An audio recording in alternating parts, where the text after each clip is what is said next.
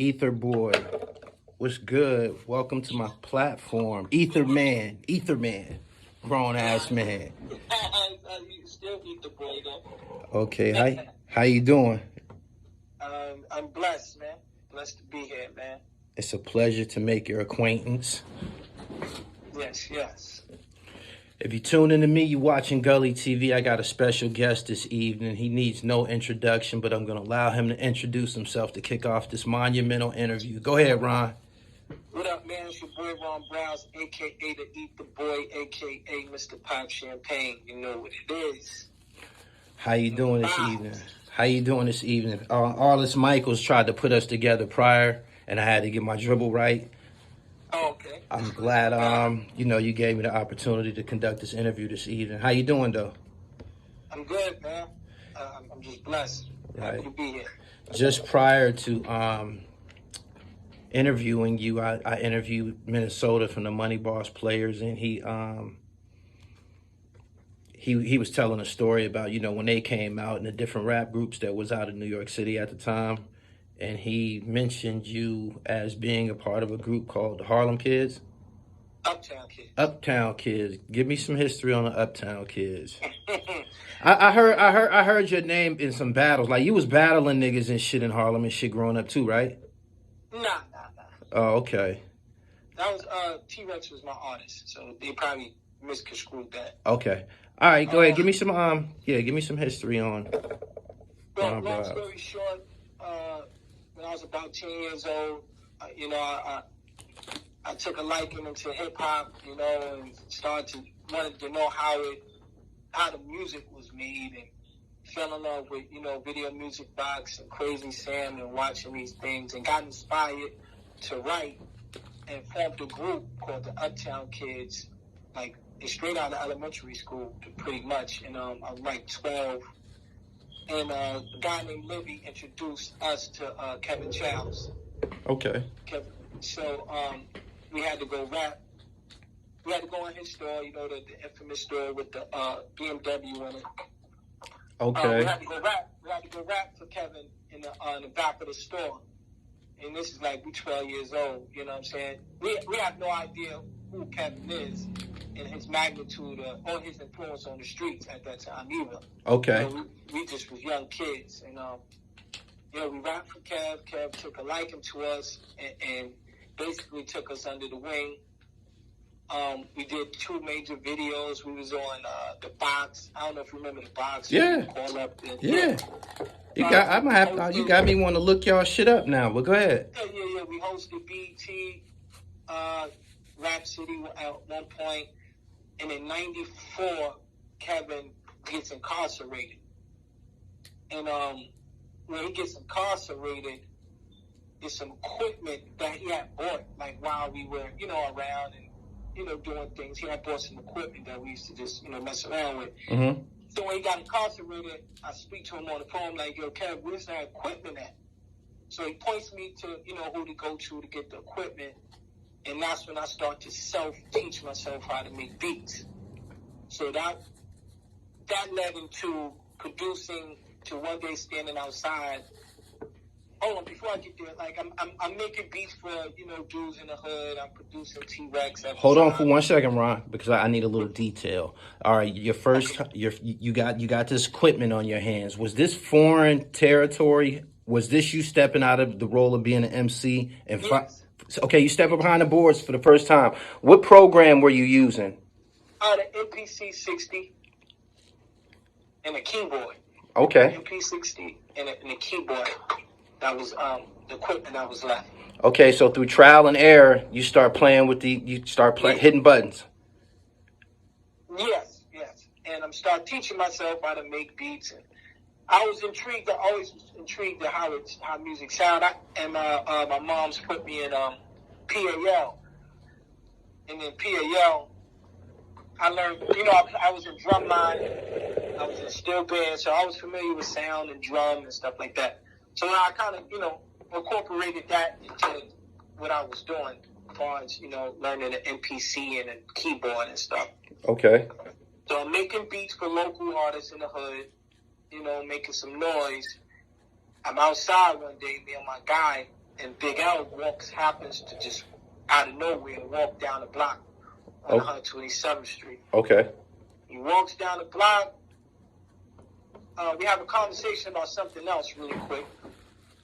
And then my man, he's about to step off. And I'm like, yo, I got some beats. He was like, for real? And he came upstairs and listened to the beats. The first beat I played him was Ebonics, which became Ebonics. Oh, wow. Go ahead, Ron. Yeah. So I produced Ebonics. That was the first person that paid me for a beat, like solid, like, you know what I mean? Right. First chunk of change I ever seen. For the record, Ebonics or L was the first person that you... Okay. So Ebonics was the first record that you made a ripple in the water with? Yeah. Okay. I hit the meter. Okay. And me and L, I was just like a diamond in the rough to L. Like, yo, like nobody don't know about you, like type of thing. Right.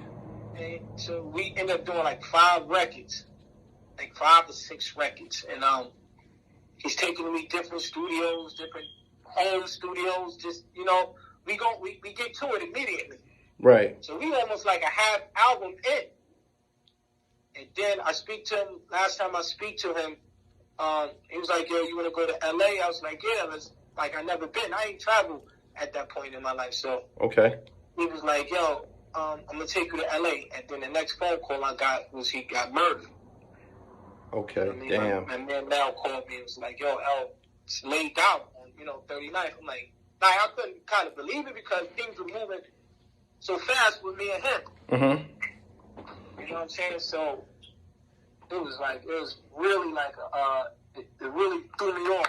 Did the record Ebonics suppress Ron BROWZ, the MC? Did he ever resurface after Ebonics? Oh man, it's a story. This is a story. Okay.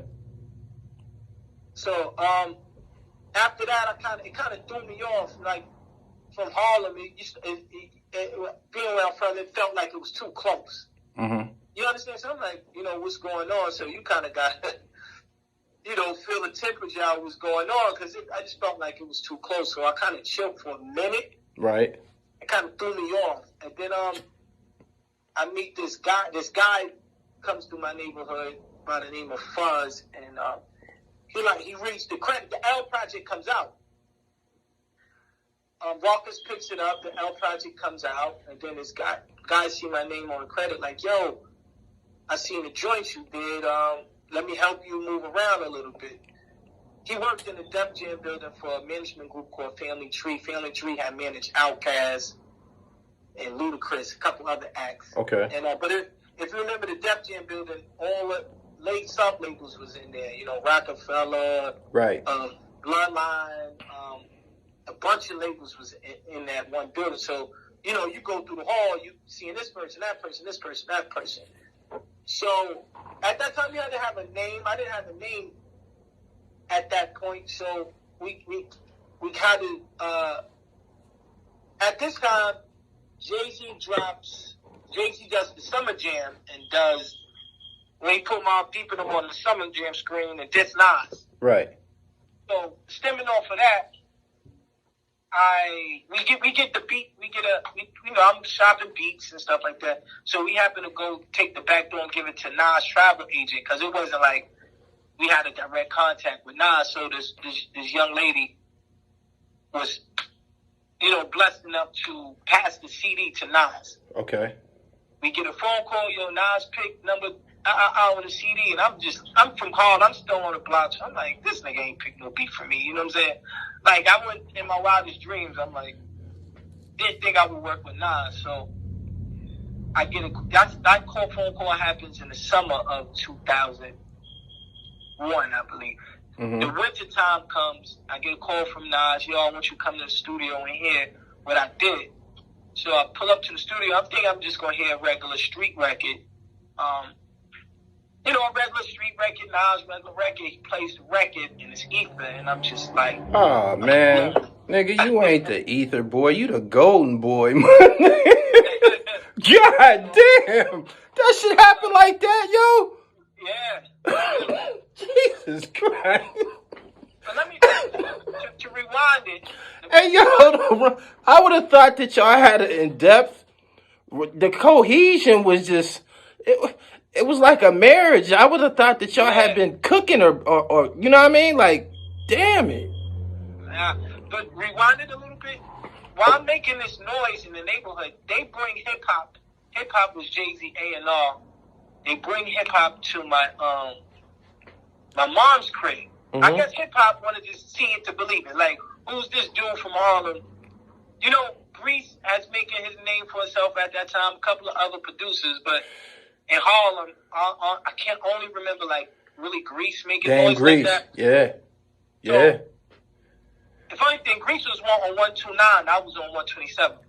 So, they bring hip hop to my house. I plays them to eat the beat. He takes. I'm like, yo, you know, give it to Jay-Z, maybe. You know what I mean? It never gets to Jay. So fast forward, you know, getting into Nas and then going to the studio, and Nas plays the record, and I'm just like, oh. That's crazy. You know, like, that's crazy. It was. This is crazy, right? You sent that record to Hove. Yes, Hove could have had to eat the beat. That's real facts. Like, that is super facts.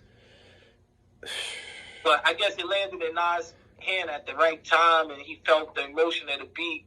That was just one of those beats I used to play for anybody that came to the crib. Like, you listen to this joint. Because at that time, New York records had to be aggressive. Because, you know, if New York artists was looking for beats and different producers pulling up, your beats had to be, like, sounding like the world is coming to. So let me ask you something. Your close associates, guys that was in the studio with you, they had already heard that joint a few times. Yeah, T-Rex had rapped on that beat. So goddamn. So when they heard Esco on it, that beat, all kind of stuff. When they heard him, when you came back with it, like, yo, what did they say? The niggas couldn't believe it. Like, yo.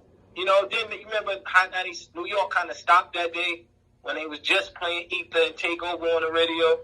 I remember that shit like yesterday, man. Ron, you broke my heart, man. I was a huge Jay-Z fan. That shit felt like a funeral. I was an Esco fan too, but my man Hove and Rockefeller was on a win streak like a month. You remember the climate back then, and just. It almost felt like Nas was the one that kicked over the buildings, not Snoop Dogg. That was like, damn, man. So, boom, that record, Ether hits the airwaves. What happens to your cell phone and shit like that? What's going on with your phone? You know what's crazy? I was, you know, anybody know me, I'm kind of, I want to say to myself a little bit. So, I remember my manager, his name was Fuzz at the time. He was like, yo, you got to get out. We got to get out. Nobody don't know you did the beat. So, you know, and at that time, New York clubs was booming and stuff like that. So I just started to go out and start meeting people and running into artists. And then, like, yo, you the one did that? And then right when I kind of made myself present, that's when I ended up doing records for Fat Joe, this joint called We Run This. We run this for Fat Joe. Ended up doing Blow It Out Your Ass for Little Chris. Oh, that's my shit, man. Yeah. I love that joint. Ended up doing Whip Your Head Boy for 50 Cent. So do you have an aggressive skill set? Because all of them songs that you just named, those have an energy, man, like a rage within the song and shit. Yeah, that's kind of cool. You can pick it out, but that's just like, I say this. I grew up on 127th Street. A lot of